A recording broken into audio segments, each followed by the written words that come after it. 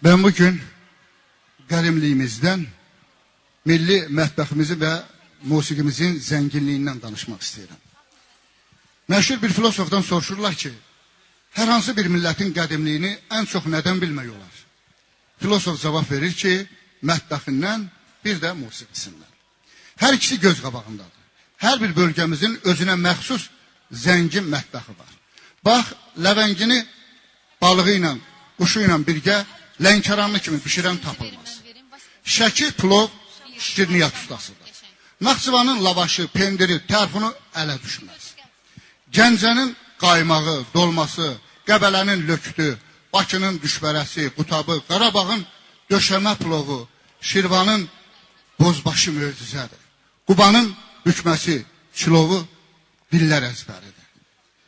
Qazaxda, Borçalıda, İrəvanda qurutlu xıncəl can dərmanı sayılır. Ordubadın meyvə quruları, mürəbbə və tutmaları dillər əzbəri. Dağ ədviyalarından hazırlanan xörəklərinin dadı isə hər yerdə deyilir. Musiqimiz də zəngindir. Min bir gülün çiçəyin açdığı bir gülzara bənzəyir. Min illərdir Təbrizdən Şərura yallı uzanır. Lənkəran halay tutur, Naxçıvan haxışlıq oxuyur. Bakıda muğam, tar, kaman, qəzəl, meyxana sevilirsə, Azərbaycanımızın qərbində, Göyçədə, Borçalıda, Qazaxda, Tovuzda, Gədəbəydə, Kəlbəcərdə, Gəncədə sözlə ilham alıb, sazla nəfəs alırlar. Yeryüzünü milyon dəfə dolan gəz, o yerlərə tapanmazsan bir əvəz. Beçə balı, kərə yağı verənməz, saz dadını, söz dadını o yerin.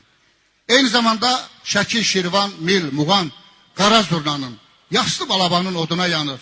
Dinçliyini, rahatlığını muğam dinləməkdə tapır. Gəzdim Şirvan ellərini, qonağa çox xətiri var.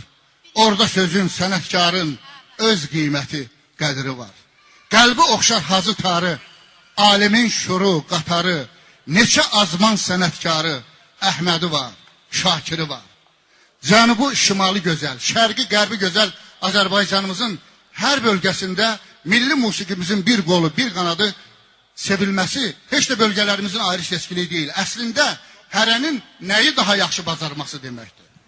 Bu, hər kəsi öz yurduna, öz elinə, öz elatına bağlayan bir sirdir, möcüzədir, sehirdir. Qarabağın da payına muğam düşüb.